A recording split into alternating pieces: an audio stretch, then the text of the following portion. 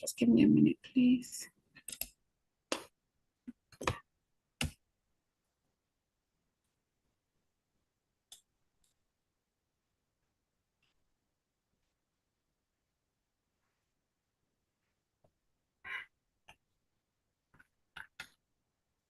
Okay, so the Cross River movement is TCRM. TCRM is abbreviated the Cross River movement, and it is a not-for-profit, non-governmental organization that is working to foster, to promote good governance in Cross River State. And TCRM Conversations with Esau Bassi is one of our initiatives, which is aimed at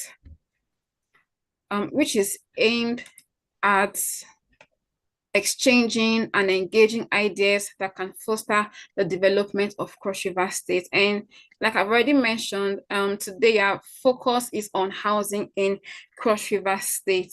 And we all know that access to affordable and adequate housing is a fundamental human right and a key indicator of societal development.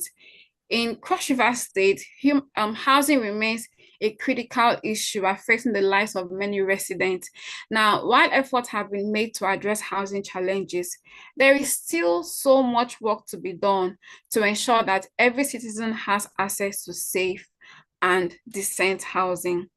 The objective of this engagement series is to foster dialogue, to raise awareness, and explore solutions to addressing housing challenges. Pardon me, please. To explore solutions to the housing crisis in the state. And by bringing together stakeholders from the government, from civil society, from academia, from the private sector, we aim to identify key issues, to share best practices, and develop actionable recommendations for improving housing conditions in Cross River State. So I'll just read through a few ground rules. I'll introduce our speakers, and we're going to watch a vox pop so that we have an idea of what the people in the streets are saying. And then we'll get into the conversation proper.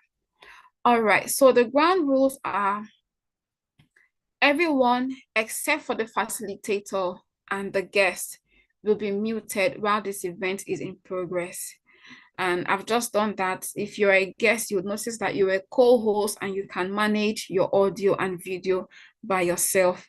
Another ground rule is that if you have a question to ask any of the guests, please use the reactions button at the top or the bottom of your Zoom, depending on where it is on your Zoom app. Use the reaction buttons to raise your hand or give your reaction based on what you intend to communicate, and we're going to unmute you and grant the opportunity to ask your question at the time. Another thing we like to do is I would like to give preference to those who have their camera switched on. So if you want to ask a question, please put on your camera, raise your hand, put in your camera, and we're going to unmute your audio so you can speak. And once you're done asking your question, please use the same process to lower your hands.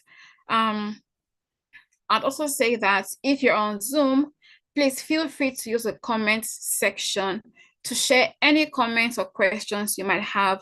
Please keep your questions or your comments civil and respectful.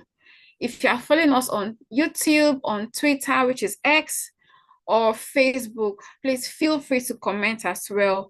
Again, please keep your comments civil and respectful.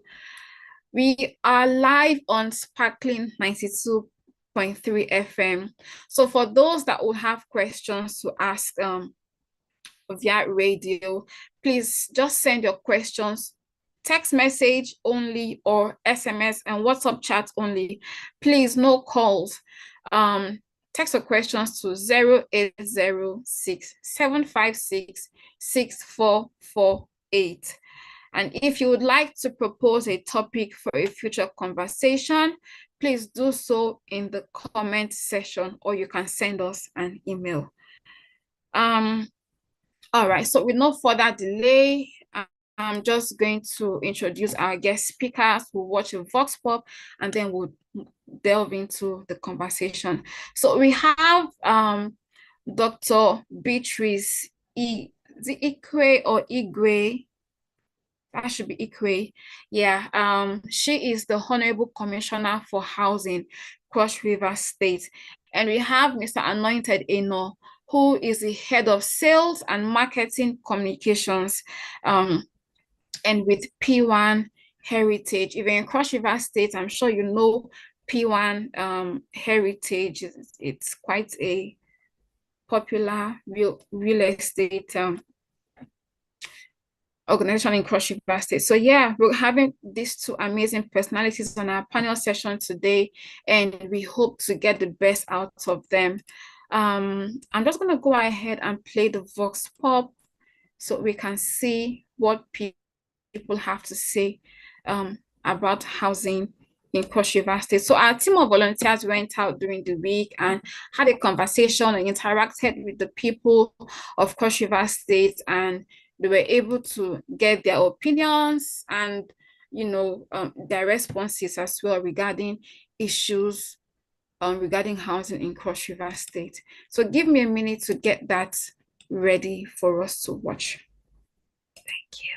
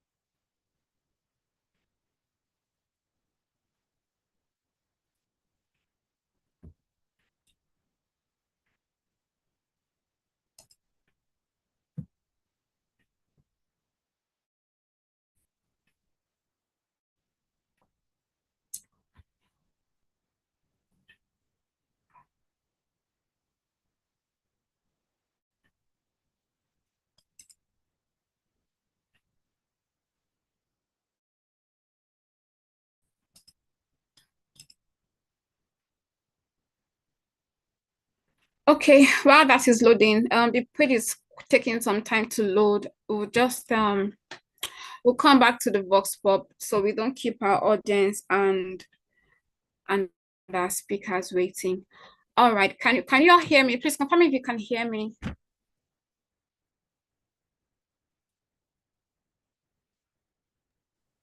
Yes, we can. Yeah, okay, hear you.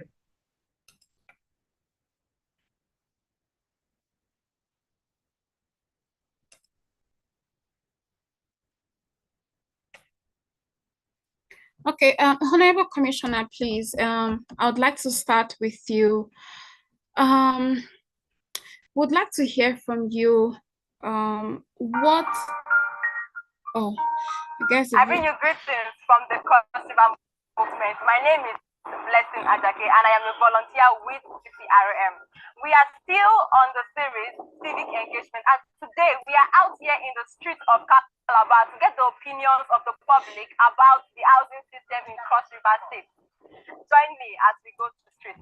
Since this new government came in place, has there been an increase that my audio, my video started showing. House rent. Affected me badly because right before time I've been paying a house rent of 1-bedroom flats, of over just normal 75,000 naira. But now, house rent now you have it 150,000 naira for a bedroom flat. Every landlord, even if the house is not fine, everybody wants to follow increase. That is why it's like that. So now that the landlords are increasing this price like this and it's affecting the housing system, affecting the citizens, how can we raise money and all that? So what think government will do? Make government be help us. They cannot do anything. They cannot do anything because landlord, if government did not have anybody have help landlord to be house. Whatever they decide they will do in their house. We have regarding housing is the house rents around the house rents and landlords and the landladies it's imposed on us. And by sometimes you will be in a house for about 2 or 3 years. The next thing,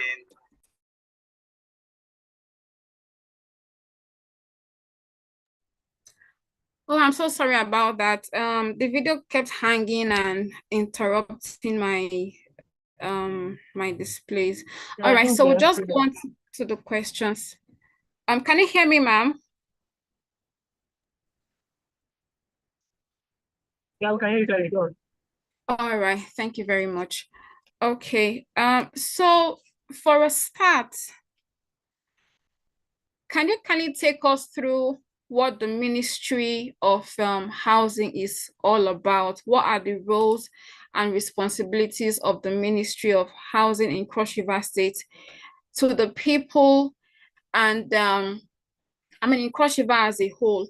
And in addition to that, I'd like you to share with us what are His Excellency's vision for the ministry. This is a new administration and we're all hoping for the best. So for the Ministry of Housing, can you share with us what His Excellency's vision are and what the ministry is all about? Thank you.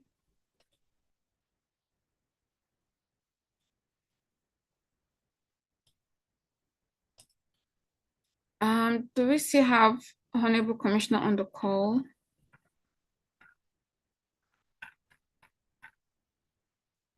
Okay, it seems she has dropped off unintentionally.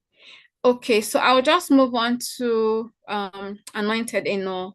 Anointed Enoh, you are from the private sector and you happen to be the manager or the head of sales and marketing, and would like to know from your perspective of the private sector area, what roles does your organization play in addressing the needs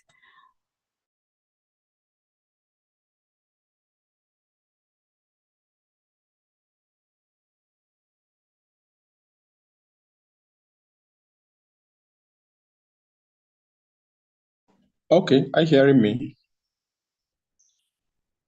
Am I audible? Hello, am I audible?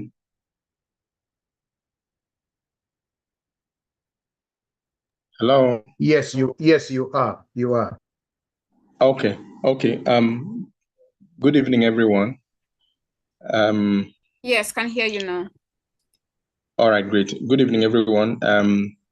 Thank you for this opportunity, and I also want to say to I hope I'm right with the prefix, Dr. Enoh Abasi. Thank you, sir, for all you're doing.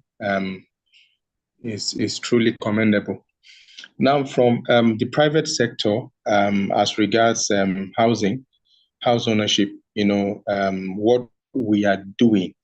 We all agree that one of the key areas of great deficiency, or deficit in our country, or as it were, let's be a bit direct here, Cross River State is housing. I would almost say that the population, as regards comparable to the number of people that own houses is not favorable. Is not one that we can. It's not a statistics that that is friendly. So what my company has done is to find a way or to ensure that ownership, especially first of all, ownership of a landed property, which everything begins from, because whatsoever you're going to place on top of a land, the most important thing is that the process of acquiring the land must be one that is free of all encumbrance. It's not that after you have finished developing a property and then it is you are belaboured with all manner of threats and legal issues. So what we have done is to find a way to ensure that land ownership is easy. So we have played a key role of an intermediary between, landowners, especially communities, and the individuals that want to acquire their piece of land where they can use for either residential or commercial purpose. And then there's also something that we have done. I wish the Honorable Commissioner was here. Is that we have also, made attempts to begin to expand the city itself. Because I realize, especially, or we realize that people, especially people living within the metropolis of Calabar and even other suburbans, like presently we're at Econ, they just want to live within clusters. Everybody wants to be clam in a particular place. But what we have now done is that we are beginning to create satellite towns. We're beginning to, source for properties, source for land, and put facilities in place, create an estate, outside, where immediate developed city, which is what should be. Because sometimes I have people call and budget is, let's say, okay, I'm just using an example here. Let's say somebody has a budget of 1.5 to 2 million and they're asking you for a property in the heart of Calabar. And the first thing I tell them is that it's impossible. You can't get a land for 1.5 or 2 million except you are asking me to get into issues, either maybe to go sell a land fraudulently for you. But if you have to, then you have to journey with me. Let us leave the center out. Let us, at least, let's be one of those that is beginning to stretch, development beyond just the center of the city. So that's what we have been able to do as an organization. Just two things for now. We have, as I keep discussing, maybe I'll add others. First thing is that we have stood as intermediaries, to ensure that land acquisition for our clients, either for commercial or for residential purpose has been made easy.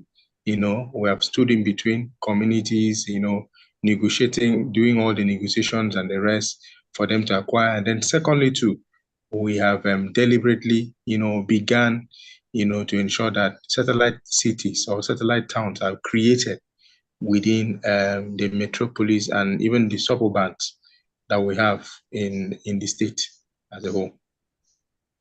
Okay, that's fantastic. That's from PWAN, and that's really an amazing approach. I would like to come back to the Honorable Commissioner. Man, we lost you for a minute, so we had to go to the guest speaker. We're glad that we have you back now. All right. So what I was asking you was that can you take us through what the Ministry of Housing in Cross River State is all about? And I'd like you to take it a step further to highlight what His Excellency's vision is for the Ministry of Housing. Thank you so much. Thank you so much, TRCM. TCRM, actually. TCRM. Yeah. Thank you. This is quite a great innovation that we have to talk to our people about what we are doing.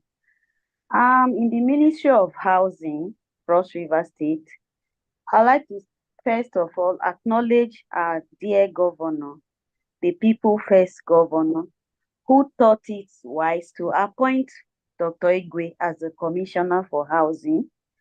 I want to say that when we look at what Ministry of Housing is all about, I'd like us to briefly, just on a layman term, understand what housing actually is. And housing is the process of providing safe accommodation, attractive, functional, affordable, and identifiable shelter for the good people of this state.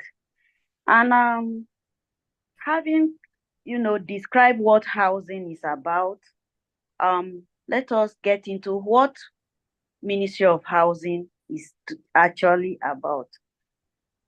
Our, Ministry of Housing itself was just created in August 2023. It never used to be there. It used to be Ministry of Lands, housing and urban development. So you quite agree with me that we are quite new. But that notwithstanding, because of the wisdom of our governor to create that ministry, he already has a vision for the ministry. And our vision is to create a state where safe, affordable, and sustainable housing is accessible to all. That's our vision, as in summary. And with this vision, we also had our mandate and our mission. One of it is for us to develop housing. And so housing development, what are we really talking about? We are saying that the people of Cross River State, the governor has acknowledged that we all actually have shortage of housing. By the last statistics, I think overall we have a shortage of, although we're still working on it because we're still new, but we have a shortage of close to over 5 to 10,000 housing units in Cross River State. And so our mission is to set up mandates to develop how we will build houses for our people. We also have a mandate of doing urban planning. How do I mean? We formulate policies and strategies in collaboration with other stakeholders to develop a sustainable urban planning development for the state.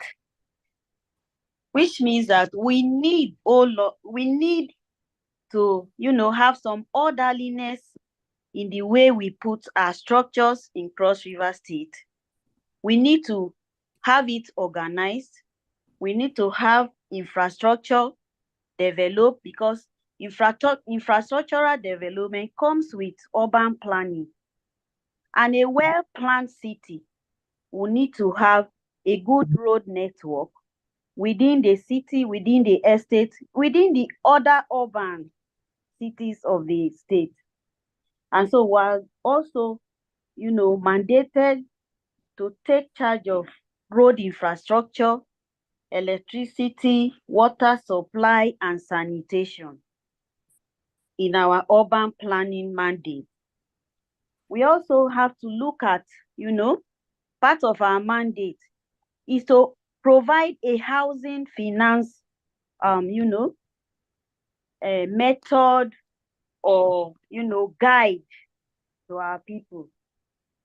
And under this, we are charged to, facilitate mortgages, subsidy scheme, and even the private partnership, PPP, the private public partnership. Part of our mandate as we're created is also to have this regulatory compliance on issues about housing, to ensure quality, to ensure safety, to ensure sustainability in the houses that we build for our people. All of these are the mandates, parts of the mandate. It's a huge one, but these are some of the ones we just thought we should, bring out for our people to know. We also have to collaborate with stakeholders by engaging them, in our housing, development problem. Such relevant government agencies and private sector, we have to collaborate even with the civil society organization and the private sector. So all of these are the mandates of the Ministry of Housing. And like I told you, we just started, and so we set up immediately. We have commenced work in all of these areas. We have, when we came in on board, we had a very old housing policy. So the first thing we did in collaboration with the, planning commission, we came up with a committee to develop a full housing policy that will be a guide for all of us who are in the operation, in the, business of, providing houses for our people. So Okay. in summary, I want to say that the Ministry of Housing is ready, to take Cross River State and its people to a new level to provide houses for our people. I just want to say, for now, this is what Ministry of Housing is doing. Okay, thank you so much, Ma. That's really fantastic. And I was going to ask you what initiatives you have on ground, but it appears that you've actually mentioned a number of them. So I'm just going to ask you, you talked about the fact that you're collaborating with other sectors or partners to develop policies. Can you take us through what these policies what they look like, what they would mean, in the long run to to tenants, to landlords, to house owners? I mean, just take us through what this policy is about and how it will affect Cross Riverians or those living in Cross River State. Yeah, thank you so much. In summary, because the document is still in process, and so by the time we are through, we are going to publish this for everyone to know. But like I said, all that we need to do is to see how we can make houses affordable to our people, is to regulate even the landlords and, the rent and all the rest. All of these things are going to be captured in the housing policy of Cross River State. But for very soon from now, we'll have it published. We're just allowing it to go through the relevant authorities for now. But in summary, is for us to improve on the housing situation in Cross River State. Okay. But you also talked of like initiative. Even though we had just summarized the mandate, we actually had taken to several initiatives. We have looked at the, affordable housing program, which we have keyed in to the relevant agencies or in our state and even in the nation. We have like the Federal Housing Authority of Nigeria. They are into the provision of houses for our people under the Renewed Hope agenda of Mr. President. And so Cross River State is in talk with all of these persons. So part of the initiative.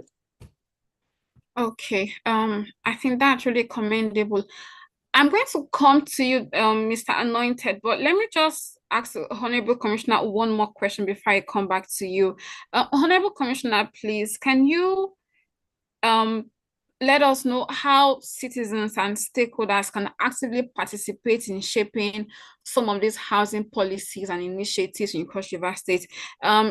His Excellency has said that he is a man of the people, or his government is a government of the people. So how can citizens and stakeholders be part of your policy processing and the initiatives you're bringing on board?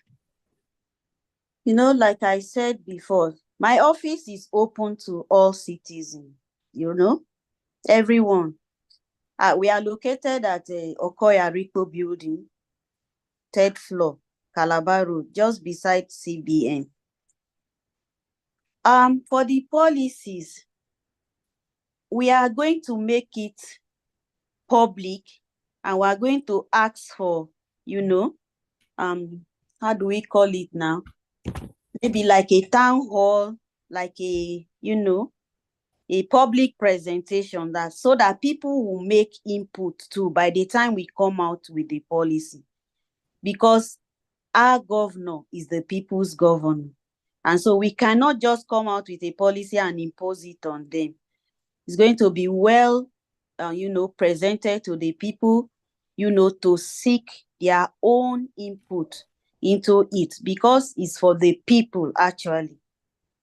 So but we are, we have provision for the people. Okay. All right. So you've just announced that your office is open and accessible, and it's just around, is it Okoyariko, you say? Yeah, Okoyariko building. Okay, that's on Third Marian floor. Road.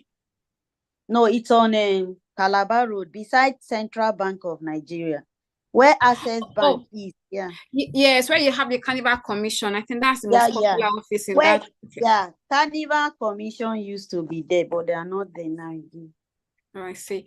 Okay, so that's to let the people of Cross River State know that the Ministry of Housing is in Okariko House, and it's accessible and open for people to walk in and make contributions, or be part of what is going on. Make inquiries. Okay. Or be part of what is going on, yeah. Okay, that's fine. All right. Mr. Anointed, if you can unmute your mic, I'd like you to share with us what innovative approaches or technologies that your organization or your company is utilizing in its housing project in order to ensure that your buildings are of quality and they are sustainable.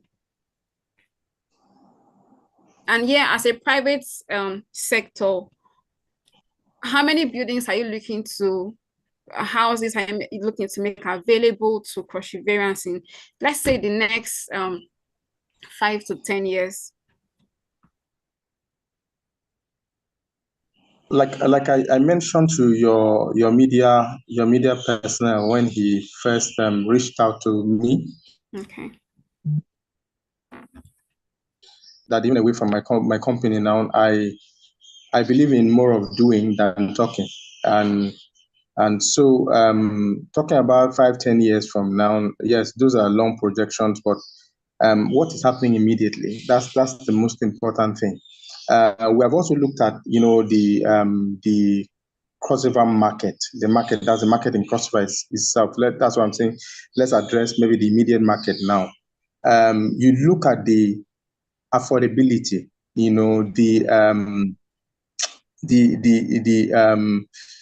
indigents, especially those that this housing affects, which is the civil servants.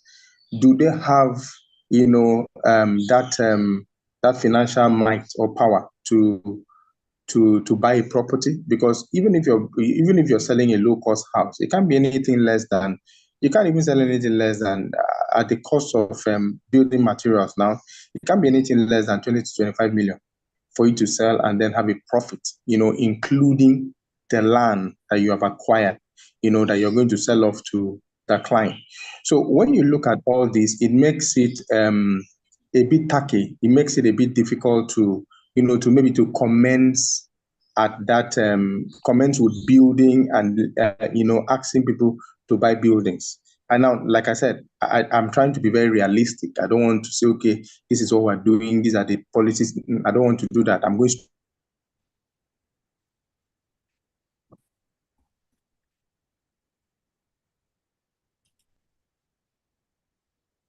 require first begin with the ownership of land, and then they can make do with what they want to do. Now, of course, we have options where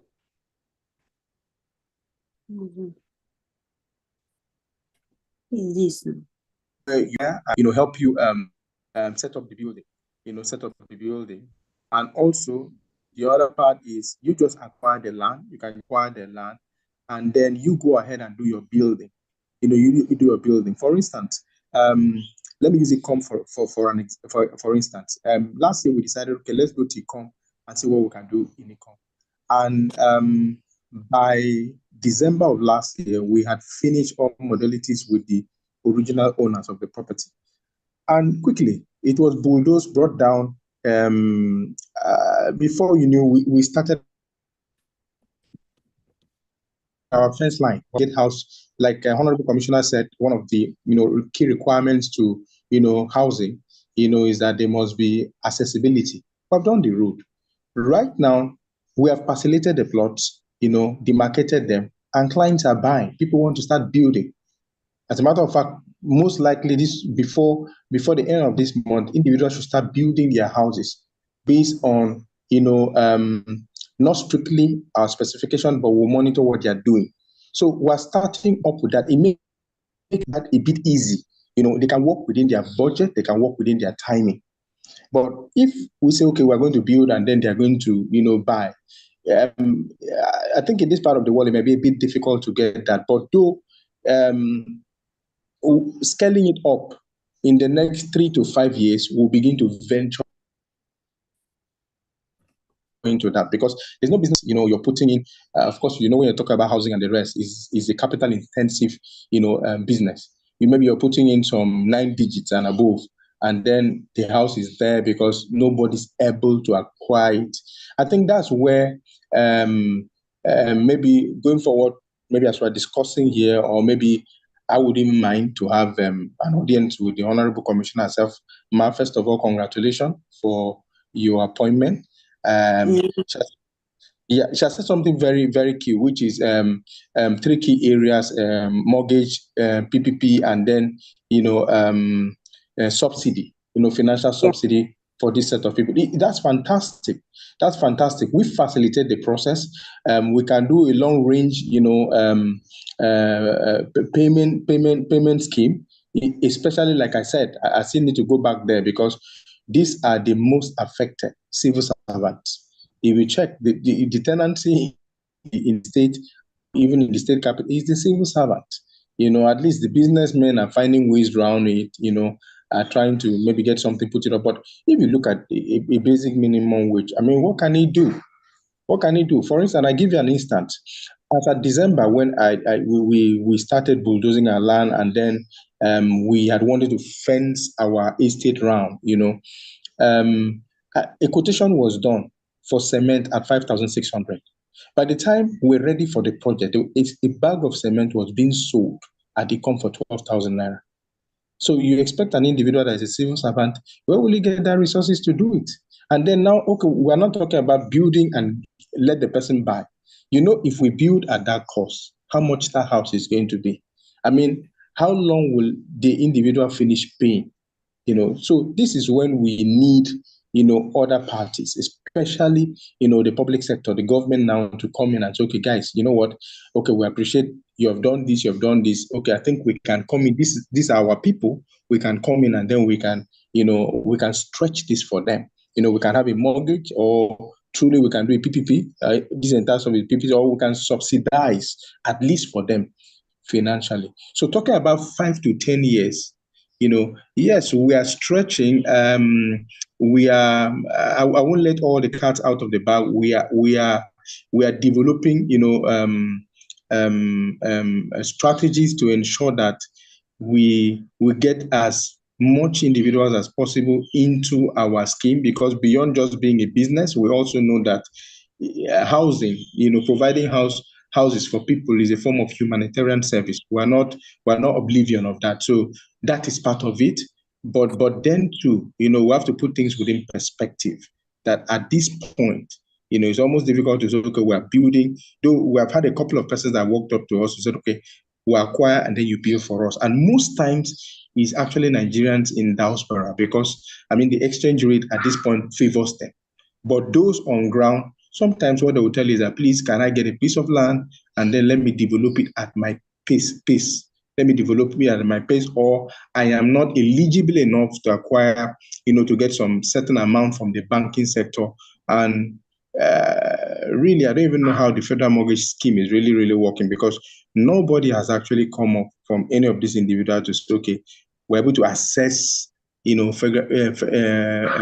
funds to purchase our housing stuff. So this is it. On the long run, we're strategizing around it, but on the immediate, what we're doing, first of all, we're doing the most fundamental thing, which is providing, of landed properties without any encumbrances to all our clients. Okay.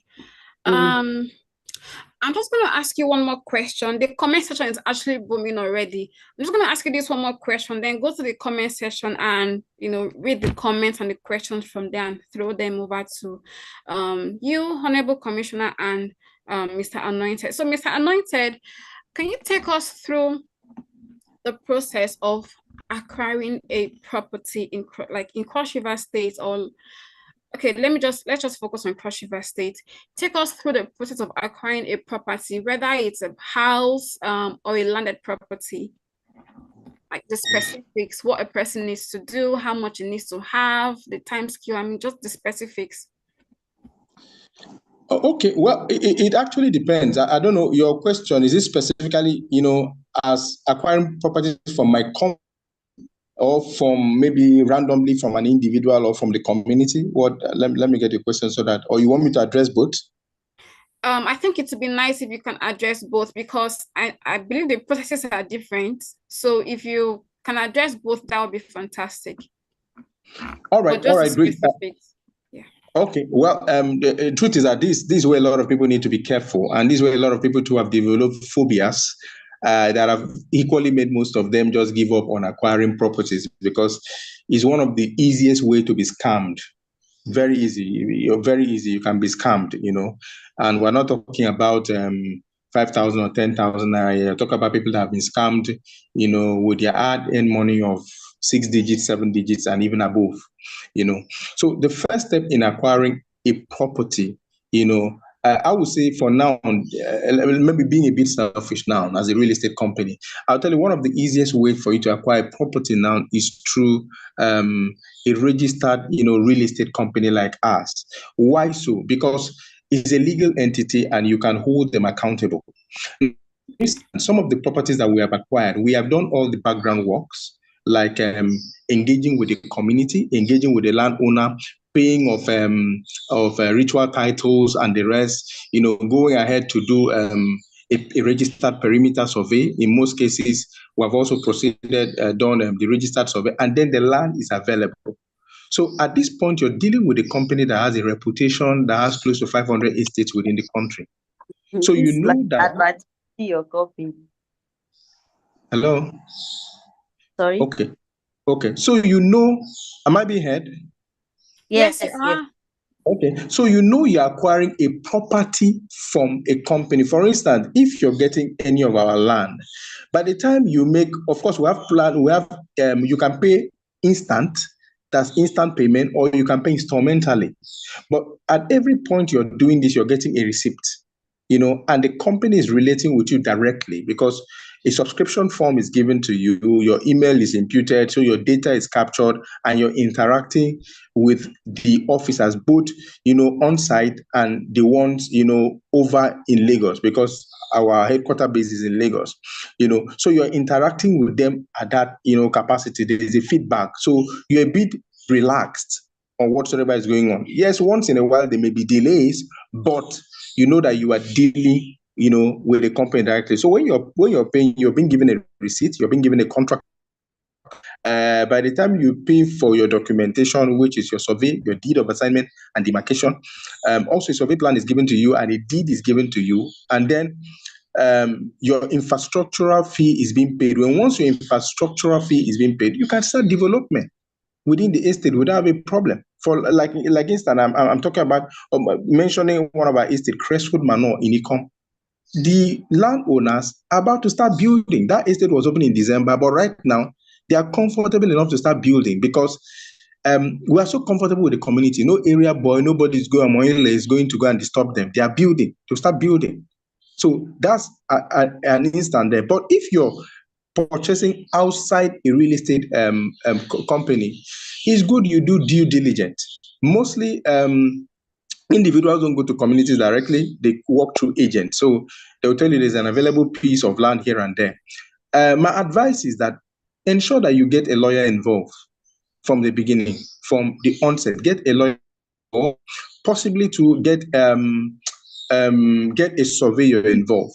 When a land is showed to you, the first thing you should do, you should search for the root titles of the land to be sure that this land is not encumbered in any way.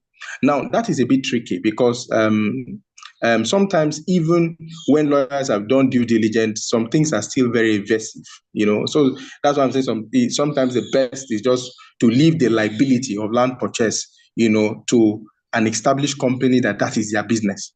But if you have to do it directly, at least let the lawyers, do their duty. And then two, you make your findings. You can also make your findings within the locals, because sometimes even buying from a community, the funny part is that you may not know that there are warring parties to it. You go buy from one party, everything is okay. Your lawyer has done a search, he has done a chart, there's no government interest. And then before you know, you want to start developing, the other party B comes and says, oh, you have not paid us. So why do you need to start building? You paid party A, who told you they own the land? So those are some of the challenges. But in a case that doesn't happen and you have done your findings and you're okay, and then you're ready for payment, immediately you pay. Quickly secure ownership. One of the ways to secure ownership, if it's a land that hasn't been surveyed, meaning that there's no existing, plan, you quickly survey. You quickly do a registered survey, start the due process of, documentation and registration of the land with the government. Now, for me, I always tell every individual, if you're buying a community land, it doesn't end there. At that point, you don't own the land, because anything can still happen. Tomorrow, maybe for any reason, you could be out of town, or you could just lose guard and you have not gone there in 6 months, and before you know, you come back and you see a building on your land and issues begin. So I always say, to further, claim ownership, put a fence around the land. At least a fence, no matter the height of the fence, just put a fence around the land, and if it's possible, get it. That goes to consolidate the fact that this is my property. Sometimes even we developers, when we go, because we don't acquire one plot, we do in the neighborhood of five and above hectares. That you're talking about plot of almost 50 to 1,000 plots. One of the ways that we authenticate, we stay the waters to be sure that the ownership is authentic. Signpost. And once you put a signpost in a land, if there are warring parties, one will either come take that signpost away, or and then the next thing, we put a dozer on site. Once we put a dozer and a signpost and the place is relatively calm, then we know that, okay, we have checked the first box. So these are things that one needs to know. But I would say, especially if you are new in acquiring properties, I want to say this, please, that one of the best investments you can do is in land and housing. But you need to be careful. You need to be guided, especially if it is if you're new into this line of business, because one mistake can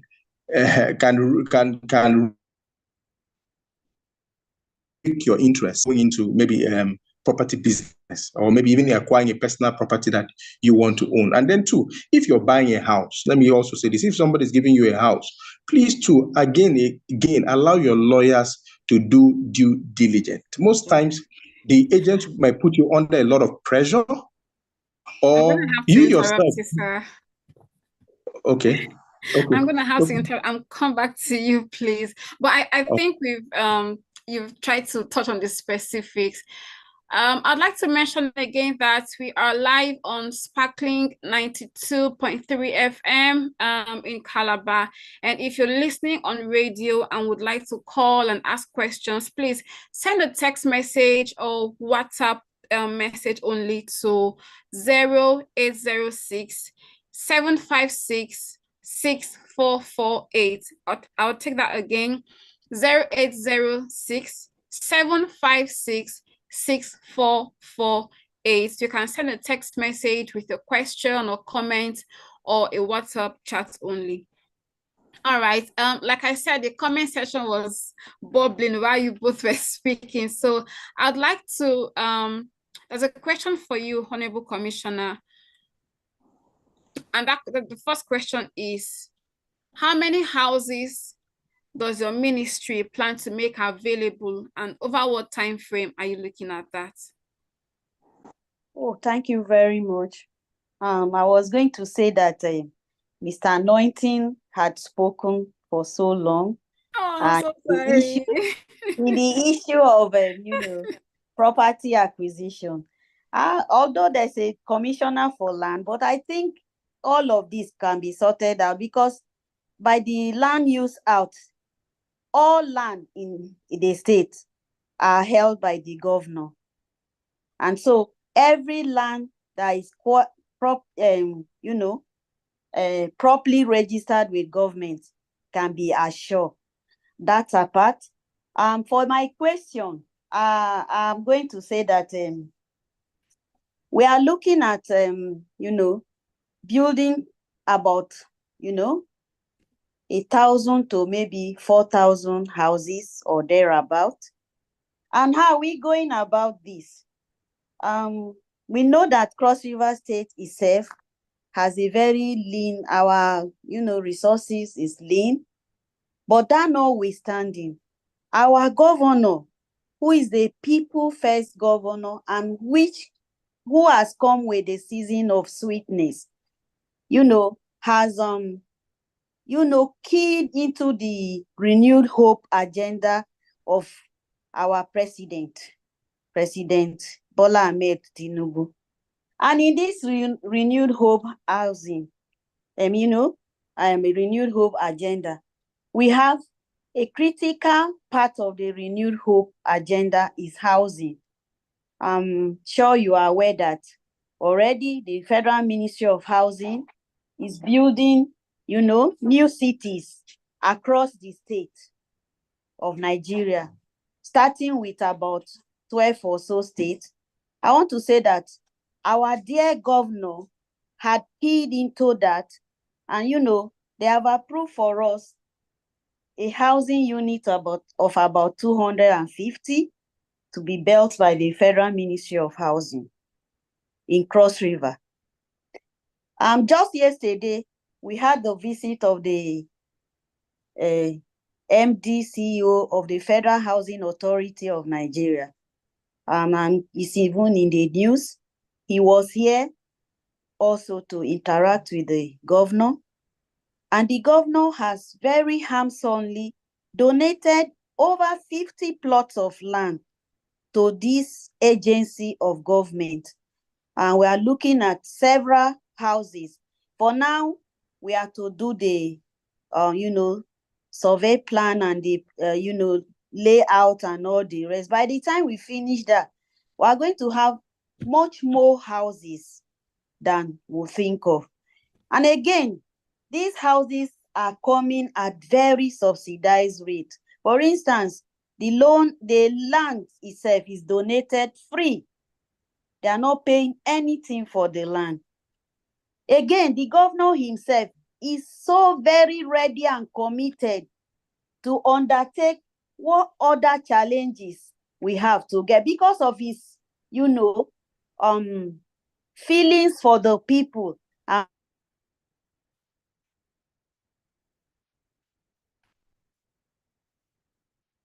for the sorry, I had a small interaction. Sorry. Okay. Because of can you hear me? Yes, we can hear you. Yes, we can hear you. Yeah, because of this season of sweetness and because of the fact that the people come first for him, he's ready to make other commitments to ensure that these houses come to us and at a very reduced rate. And so, but for now, we're still taking statistics. We are working with even family homes to bring some houses here too. I know that by the time we finish all of this, maybe between now and in the next 2 to 3 months, we'll have these facts available. But I know that we are committed and we are already engaged with a lot of these agencies, and they have approved for us several houses. For instance, for the Housing Authority, Federal Housing Authority, that governor made a donation of a land of over 50 hectares yesterday, they are coming with about 4 kinds of, house presentation in a place where we are calling a city, a new city. because of the fact that Calabar is so congested itself, we're moving out to where we call the Greater Calabar. We're moving out towards, Akimakin, and all the rest, and even Akpabuyu. So I can say to us here, to Cross Riverians, that it is going to be well. It is good already. Indeed, yeah. Sorry, let me just come in. You talked about what you said is sort of in the direction of taking statistics and database. So talking about that, can you give us an appraisal of the housing situation in Cross River State? Like at the moment, what's the housing situation like in Cross River State? Well, on assumption of duty, we came up and, we had come in midway where we had no budget, as a matter of fact, because we came in August. And so in the first quarter, we are doing a housing census. It is still ongoing. If they have not reached your house, very soon we'll have that. That's why I will only say that Cross Riverians should permit us to conclude this exercise, and we'll be able to speak authoritatively on what is on ground. We are undertaking a housing census starting in Calabar Metropolis. Okay, so that's to say it hasn't started yet. No, we have started. Okay. But the result is not out. Okay, so what I want to ask in that direction is, you were doing a housing census. What should Cross Riverians expect? Like what kind of group of people should we expect? Does somebody just knock on their door and say, oh, I'm from Ministry of Housing, I want to do A, B, and C? What should we look out for when, they come around, or what sort of questions or conversation? Yeah. This is going to also be very widely publicized, okay, even though we've not done that yet. And we are going to lay out all these requirements. The people will come properly identified. People may even get to know when they are coming to their area. And we are going to understand what kind of houses do we even have now. Is it adequate? Is it safe? Is it comfortable? Because that is what a house actually is supposed to be. How many people, how many households do we have? And how many are actually in need of houses? Because from these census, we're going to also get to the fact that people who need houses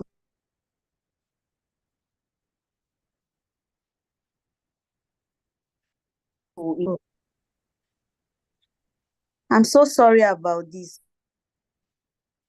Okay, Mary, we can hear you now. Yeah. And so at the end of the exercise, we will have all these facts available for Cross Riverians. But for today, like I said, we already have a 250 housing unit that is going to be built by, Federal Ministry of Housing. We have the one of Federal Housing Authority. We just gave out the land yesterday. So we're going to get the survey plan, and from there we'll do the site layout and know how many houses. Again, I was saying that in that city, we're going to have a place for the elite.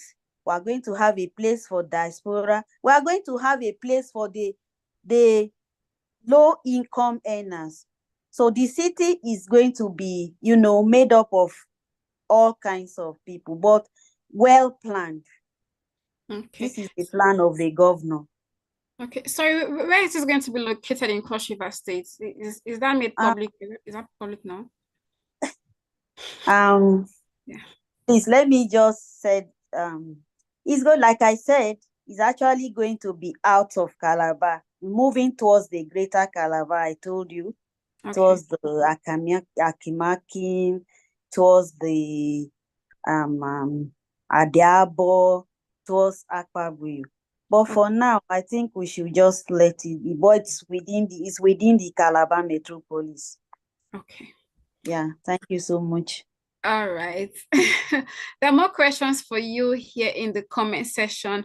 I'm going to ask you this one question before I move on to Mr. Anointed. And then we have a hand that's been raised, so we're going to come to that hand as well after we have heard from Mr. Anointed. So for you, ma'am, in terms of revenue, what's the target for your ministry? Come again, I really can. Revenue as in my budget, or revenue from what I'm expecting? Revenue from, housing in Cross River State. Like I said, most of the housing units that we are developing now are actually from the agencies of government. And so it is going to actually be on sale, but it's going to be at a reduced rate, and revenue won't actually come to Cross River. But what Cross River and the people will gain is the fact that we'll have those houses with us. Okay. And our people are going to be the beneficiaries. Okay. Yeah. All right. Not to flog on that. Mr. Anointed, if you'd be happy to turn on your mic and your video, there's a question here for you. And the question goes thus: what level of cooperation or support does the private sector require from government in order to facilitate housing development in Cross River State? All right, first of all, let me apologize for taking so much time, as I've been accused in quotes. I'm sorry. I'm sorry when I speak about things that I'm passionate about. Sometimes I lose track of time. Please, my apologies. Okay, just to keep it very short. What we basically need, like I said, government is an enabler. And the housing sector is a key deficiency. Even at the federal level. A lot of people are not sheltered, and even if they are sheltered under very, habitable, state. So one of the things that we need as those from the private sector is that the government, should subsidize financially for especially those under direct employment, the civil servants, either provide a mortgage for them, or maybe have a scheme where you assist them at least in getting the very basic first, which is a landed property to start developing. That's basically what is being needed. The part of the PPP, that will take a bit. We sit down together. We can cross the T's and dot the I's. That's doable if the government is willing to come to the table, or will even take the initiative to pull through that, because Madam have said quite a lot, still coming solely from the government sector, what they want to do, the Federal Housing Authority wants to do. But I also want to say that the core private sector also has a key role.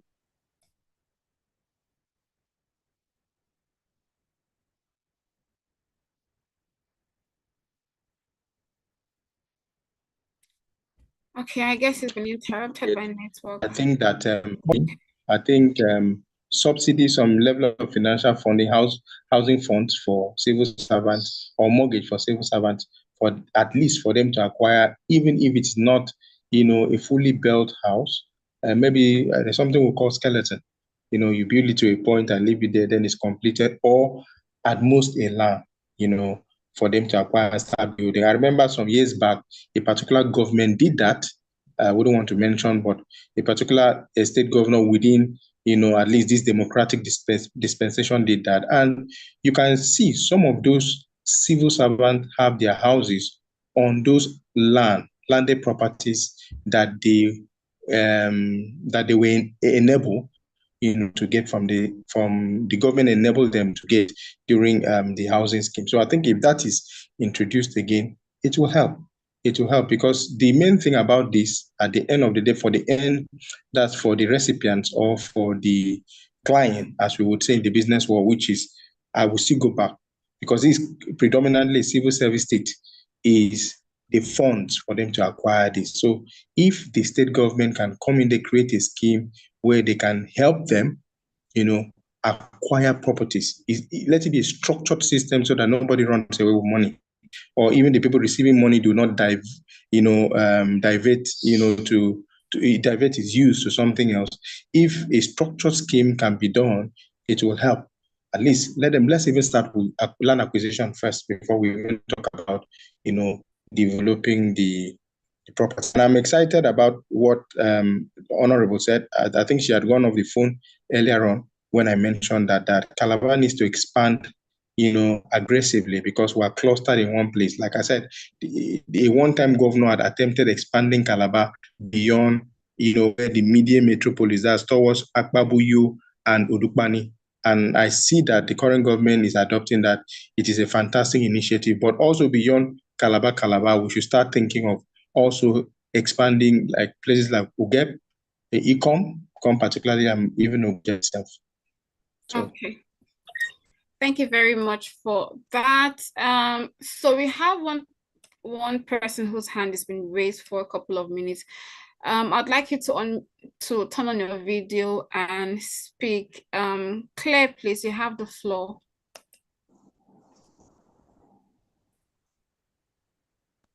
Thank you very much. My question is directed at the Honorable Commissioner. During the Duke administration, myself and my sister, at least, got allocated land mine was in Ikodafangba, and my sister's was at Akpabuyo. And we even got the CFO. And we paid everything that we're supposed to pay. When we wanted to develop, we're told not yet. So we left it. But after a while, we came to discover that people had started building. And I think by that time, the Duke administration had left. And I personally visited the office in charge of lands and all that, and made my complaints, but nothing came out of it. In fact, I was warned, not to make any payment on that land again until now. I just don't know what has happened to that property for which we got CFO, and we did not do anything to bridge our, agreement or whatever we were told, and people just took over the land. So I want to ask the Honorable Commissioner, in such a situation, what can we do? Can she help us regain our property? Thank you. Thank you. Can you hear me? Yes, I can. Thank you so much for this, very painful observation and, comment and question.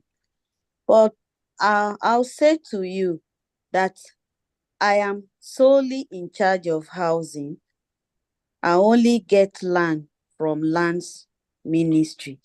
But I will advise again that if you're around, you should represent your case. If you have a CFO and you have all legal title to that land, you shouldn't be denied of your land.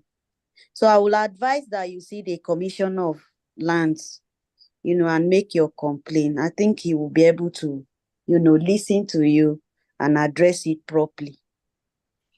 I really hope so, Honorable Commissioner. Thank you very much. Yeah.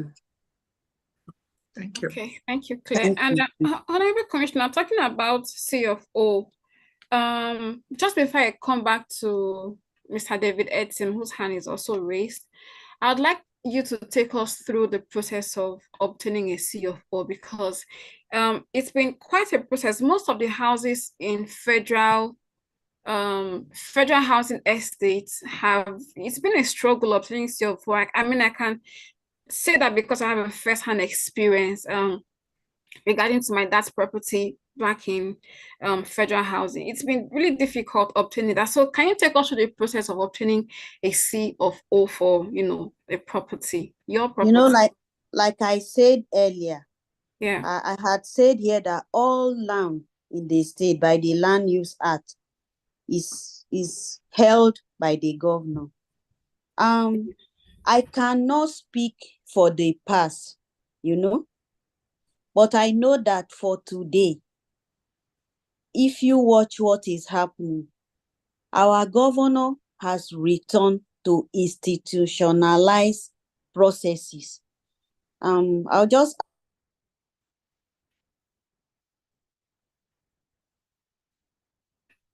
advise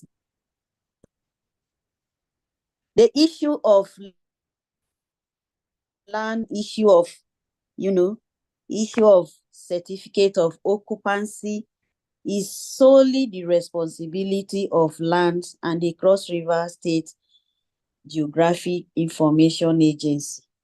okay. So I'm sure if you go back now, the procedure is not as cumbersome, if at all, as it used to be. So you approach the ministry. Okay. Yeah. All right. All right. Thank you for that, Ma. Okay. David David, please, you have the floor. Can you turn on your camera and speak? You have quite a number of comments and questions in the session, so I think you just go ahead and express yourself at this moment. 5 minutes, please. Okay, you have to go. Okay, can you hear me now? Yes, we can hear you. Sorry, I'm in a location where the network is poor, so if I put on camera, I may start having it compromise the voice. Okay, that's fine. Yeah. Thank you. Okay. My name is David Etim. I'm the president of the Calabar Chamber of Commerce. Honorable Commissioner, I welcome you and I congratulate you on your appointment. Initially, when you started talking, you spoke about 10,000 housing units shortfall. I would like you to please expatiate on that, because I did a rough calculation. If Cross River State has 5 million people and we say 5 persons per family, then the total housing stock in Cross River State for everybody to have housing should be about 1 million houses. If you say 10,000, and even the civil service alone has about 25,000 people in the service. Okay, so if you divide that by 5 still, you see that, so this is your 10,000 housing units. I need you to please expatiate on that. Then the gentleman from the private sector who spoke about, whose focus in terms of housing and everything was purely on civil service. But the civil service is a very small proportion of the citizens of Cross River State. And if we are looking at addressing housing, and then we have to look at low-cost housing. Now, if we are looking at low-cost housing, then the issue of modular construction, because in modular construction, you are building identical units. So you basically build your houses like Lego, okay? And then you just assemble them so that the production time for delivering a housing unit is much faster. And because of the modular construction, you are able to sequence production. It's exactly production line housing. So the Honorable Commissioner has said that the state government is still evolving its housing policy. So, but I would like this idea of modular construction in the spectrum of low-cost housing. How is the government looking at modular construction? Then the issue of the housing deficiency, even though I recognize that you say that the baseline study of the actual housing assessment is ongoing, but that's your 10,000 housing units. Please explain.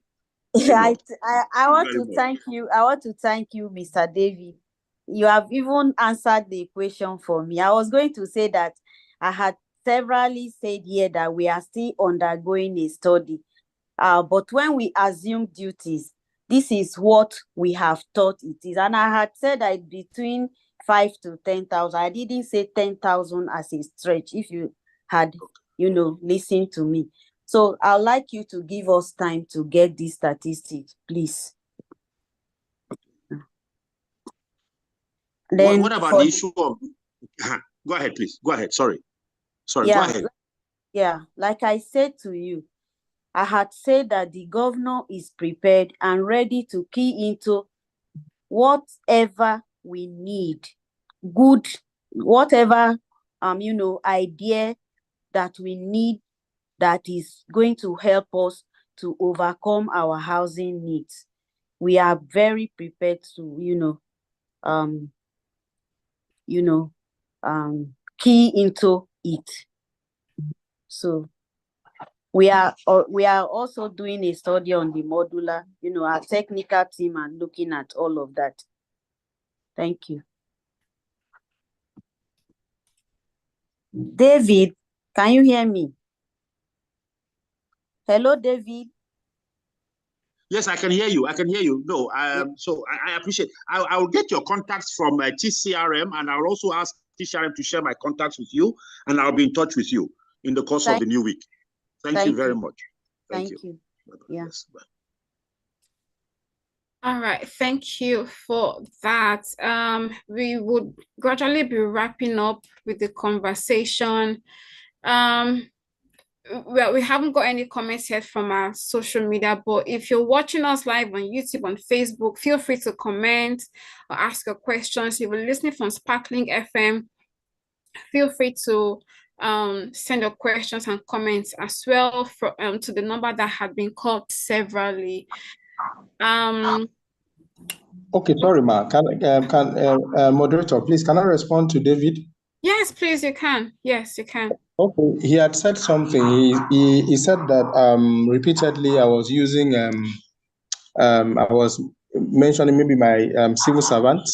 I was making a lot of reference to civil servants. That was basically, I was just using that as the most hit. I'm not saying that our focus on civil servants. From our data and from our dealings, we realized that the least category of people that are even able to purchase even our cheapest properties are not even civil servants. They can't even buy. They can't buy. You meet them and they are telling you, I mean, how do I afford it? Look at my salary level. So I was using that as we're trying to solve an issue here. So I can't start from the top. I need to look for a baseline. And that's what we're doing. That's what I was trying to do, luckily we have the honorable, commissioner here that happens to represent the government. So meaning she directly has the ears of the government. So we are now amplifying the problem to her that this is we can't forget the fact that this is a core civil service state, and these people are most hit. That's what I was saying. At least if we do a start now, if I was permitted to share some of our data with you, you realize that most of the people that purchase our properties are business owners. Sometimes I'm not even talking about high-end business owners. I'm even talking about, moderate that civil servants can't even afford the properties that we have, even the cheapest of our properties. So that's what I was just making that emphasis that it's like trying. Let's say you have 6 children and you're trying to ensure that you speed up their literacy level. You start addressing the issue with the one that is adapting very fast. It's the one that is challenged, or the ones that are challenged. That's where you begin from.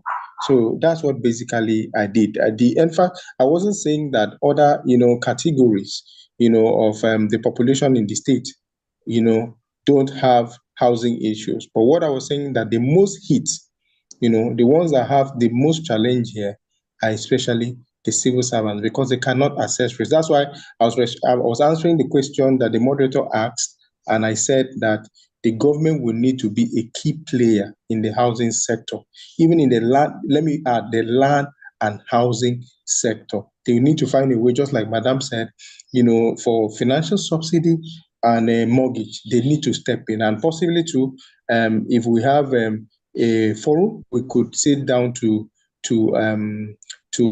roll out policies. Then they should invite the private sector so that we find a way to do that together, especially for the benefit of the citizen. And also, I would emphasize again, those that are under the direct employment, the civil servants. Okay, thank you. Thank you for that response. I think you're trying to clear the air. Mr. David, your hand is still up. I am conscious of the fact that, oh, okay, I think he's responded to your comments in a way that has cleared the air. Okay, so I'm conscious of the fact that we are running out on time. This event ends at 5:30, and this is just about 5:20. So we're gonna come to you, Mr. Anointed, for your last comment, and then we'll end with the Honorable Commissioner's comment. So, Mr. Anointed, please, what are your last words to Cross Riverians and to, of course, the government and the people of Cross River State regarding housing? It's I wouldn't know whether I would say the last word or whether I'll be able to, shrink this really. Like I said, for me, areas of passion, I'd like to express myself there. But I want to say, first of all, I want to say thank you to TCRM, Dr. Isobasi and his team. And then also all the guests here, and very particularly the Honorable Commissioner for Housing. I want to say it's a sector that we all need to put on the deck to ensure that this issue is being solved. We really want to, compete with the thriving cities around the world. Then housing is the key sector that we need to, both private, and the public sector need to be a part of to ensure that it is being resolved. I would just say that thank God we have a new administration, and we're beginning to see some favorable traction from them. So we hope that from their end they will play their part. We at the private sector, my company, and also other, colleagues of ours, other companies, real estate company, we're doing a bit and we'll keep doing a bit. We hopefully, expect that the government will encourage what we're doing in helping the end users. Let me use that, the end users or our clients, as it were, with a level of financial power for them to purchase some of these properties so that they can, also, be land and house owners. That's what I want to say in a nutshell. Okay, thank you very much. Honorable Commissioner, over to you, ma'am. Thank you so much. I want to also, thank your organization for this wonderful opportunity for us to talk to our people about housing. Before I conclude, I want to just clarify, because Mr. Anointing kept stressing on the financial subsidy. I didn't qualify it as financial subsidy, but indirectly, it actually might be. There are going to be subsidies in several directions. It could be that the state will undertake the, infrastructure, or they could give land. All of this will, result to a reduced cost of the house. So I'm not saying that we're going to give out loan. You know that the states don't give out loan. There are, organizations that give out loan. But on the whole, because of our governor's, passion for the people, he's prepared to go extra mile for us to be able to provide houses, comfortable houses for our people at affordable rate. I want to thank you again, and hope to see you soon to talk to our people on the, progress that we have made. Thank you. Okay, thank you, Honorable Commissioner. I would like to say that TCRM is the Cross River Movement is a not-for-profit, non-governmental, and non-partisan organization that is working to promote the values of good governance in Cross River State. And we usually have these conversations every fortnightly, and we are open to engaging with various ministries regarding what they are doing, what they plan to do, what the people should know. So at any point in time where you need to publicize, we are open to publicizing what steps the ministry is taking to provide solution for cross-river variants. So I'll hand over the mic to Omojefe Kennedy, TCRM's program manager, to take us through the announcement. Thank you. Hello, thank you, Vivian. I hope you guys can hear me. Yes, we can hear you. Thank you very much, Vivian. Thank you, the Honorable Commissioner, Honorable Beatrice. Thank you, Mr. Anointed, Enoh. And thank you, everyone that has contributed and participated in this TCRM conversation. TCRM, as you know, stands for the Cross River Movement, and this is a non-governmental organization, and is actually based and promoted in Calabar, and we are all about promoting the good people of Calabar, promoting good governance in Cross River State. And these conversations come to you every fortnight, so we're having the next conversation in the next 2 weeks, and we are bringing one special series, which is the Civic Engagement Series. The Civic Engagement Series is all about bringing various commissioners and people that to talk about our various ministries. Our handles have been shared on the chat box. You can follow us on our various handles. You can see our website www.crossrivermove.com and all our social media handles at TCRM at crossriver_move at Instagram and at crossrivermove on Facebook and Twitter. We also have various programs. You can also choose to volunteer with the TCRM. We have our volunteer engagement program. The video earlier was shot by our volunteers who go to the street and engage with people and promote good governance, talking about the rights of citizens in good governance. We also have upcoming with our ambassador program where we're having ambassador from 3 senatorial districts. So if you'd like to volunteer or you'd like to register as one of the ambassadors for good governance in Cross River State, please do use the link of the website. You also see where to click and apply to become one of our volunteers for Cross River State and for TCRM. So we want to extend the thanks once more to everyone for joining this conversation.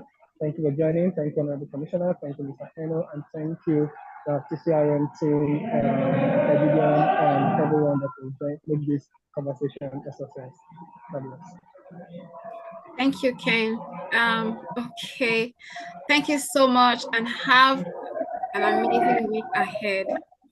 Bye, everyone. Bye.